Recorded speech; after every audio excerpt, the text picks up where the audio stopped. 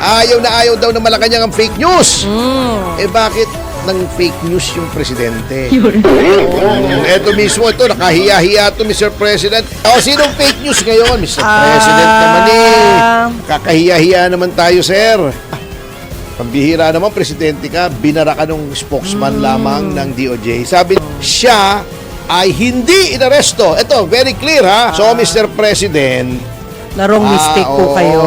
Mga kasi naman pagka ganyan, sir, yung mga ganyang announcement, may spokesman ka. Hayaan nyo nang sisihin si Auntie Claire kasi unang-una matagal nang sinisisi yun eh.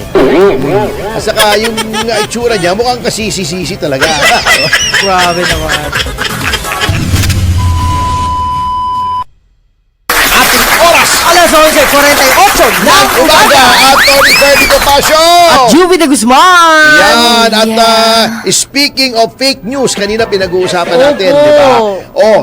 Di ba sabi ni Auntie Claire, ayaw na ayaw daw ng Malacanang ang fake news? Eh bakit ng fake news yung presidente?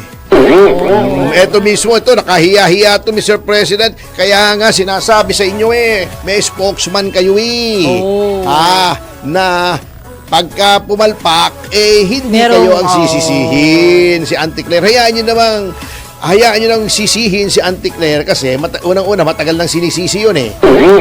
At saka yung itsura niya mukhang kasisi-sisi talaga. Grabe naman. Ay, nako. Yung mga ganong itsura, alam mo, pagka nakikita mo, basta gusto mo sisihin. Opo. Oo. Ang sinisisi ko yung advisor ni Pangulong Bongbong Marcos. Si ano yun? Hindi ko alam kung sino advisor Larry niya. Gadon yun, di ba? Presidential advisor eh. Hindi, ibig sabihin yung nagbulong sa kanya. Di ba? Sayang naman, Kasi sayang. yung mismong tagapagsalita ng Kagawaran ng Katarungan o Department of Justice nagsabi mali naman po kayo hindi naman pala na-aresto si Saldico sa Czech Republic. Kasi chinek nila. Na-check nila. Wrong mistake. Alam mo, kaya nga pumunta nga doon, di ba sinasabi ko, kaya doon pumunta si Saldico kasi Chinese siya, di ba? He is now in Czech Republic. Sabi nito. Okay po. Tagapagsalita na hindi naman daw inaresto. Okay. Kasi sabi ni Harry Roque, di ba nung lumabas? Yung news na inaresto, sabi niya, chinek daw ni Harry. Siyempre, andun siya. Sabi niya, wala namang record dito ni Saldico inaresto. In fact, wala namang record dito na kahit sinong Pilipino ang na-aresto sa Prague. Yan.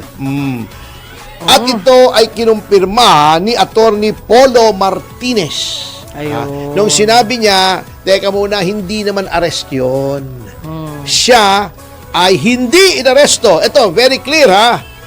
Pambihira naman, presidente ka, binara ka ng spokesman lamang ng DOJ. Sabi nito, ito ay exact words ng ating tagapagsalita. Ito, i-translate mo sa Tagalog para maintindihan nila.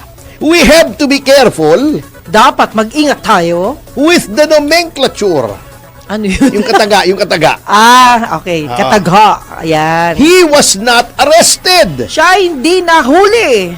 When Saldico si Saldico was found in the Czech Republic, na makita sa Czech Republic, their government, ang kanilang bansa, notified the Philippines.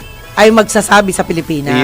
Yun lang ang nangyari. Sinabi lang, oy, meron dito Pilipino, pumapasok. Ayun. Administrative po yun, immigration matter yun, hindi dahil doon sa arrest warrant niya. So, Mr. President, narong mistake po kayo.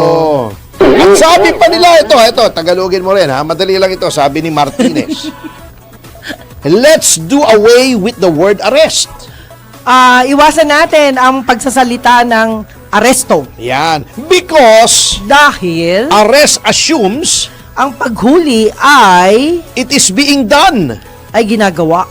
by the country Ay ginagawa ng bansa with jurisdiction over him. na merong kanyang karapatan sa kanya. Oh, yan. The Czech Republic Na ang Czech Republic cannot lawfully arrest Saldico na hindi mahuhuli si Saldico ayon sa batas nila. because Dahil he has no outstanding warrant there. wala naman siyang tamang pag-aresto sa kanya. The case is pending in the Philippines. Ang kaso ay napurnada sa Pilipinas. Pending Nabinbin. Napurnada. Sige na. Yan ang Okay. sabi. At pinabulaanan pa niya na yung kung ilang-ilang days chuchu-chuchu na Ayun. babalik si Saldico. Oh. Sabi niya, there is no definite timeline Wala namang particular na oras o for cause possible return sa kanyang posibleng pagbalik.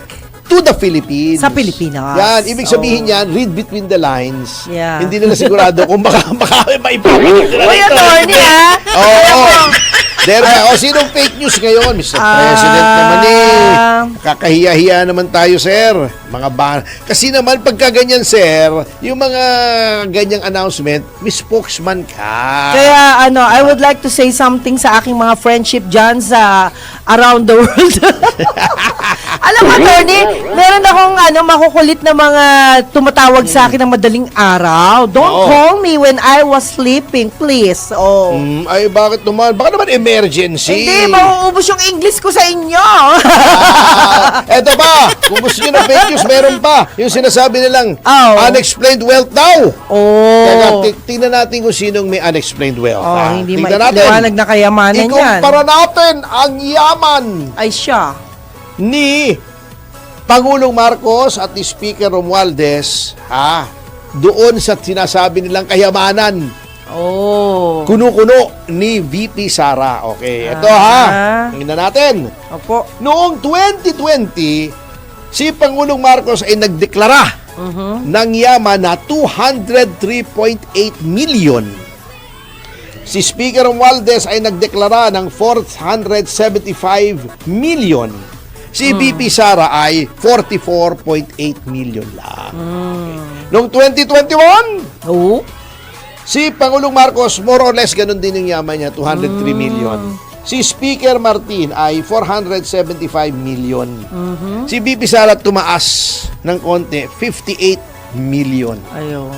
Noong 2022, noong naupo si Pangulong Marcos bilang Pangulo from 203 million naging Magkano? drum roll. Tagal. Drum roll. Yun. Mula sa 203 million bago siya naupo bilang Pangulo, isang taon lamang na siya ay Pangulo, yung 203 million niya ay naging 960 million! Wow, ang bilis ng no? Salento ang bilis. Si Speaker Romualdez hindi nagbago. 475 million pa rin. Si VP Sara tumaas ng konti, 71 million. Noong 2023, mga kababayan. Dalawang taon pa lamang. Actually, isang taon 2021 di ba? Wala pang 2 taon. Si VP Sara ay nadagdagan lamang ng konting-konti ang kanyang kayamanan from 71 million to 77 million. Si Speaker Martin nadagdagan din, konti lamang, 493 million. From 475 million. Ngunit. Si Pangulong Marcos from 960 million naging 1.157 billion! Biglang naging bilyonaryo, mga kababayan! Ang daming bonus ni boss. Diba? Ang itinaas. Yan. Masipag talaga. Ang itinaas ay 575%. Baka sa business yan, sir. Oh, hindi natin alam. Negosyo. Wala akong sinasabi. Opo. Ang sinasabi ko lang, yan po ang naka-records na opisyal. Yun. Hindi ko sinasabing ninakaw, hindi nagnakaw si Sara, nagnakaw si Marcos. Wala po tayong sinasabi dito. Tama. Sinasabi lang natin yung mga datos. Yun. Kayo na pong mga kababayan ko ang magpasya kung sinong tama. Kaya sa susunod na, ayan ba yan? Ay,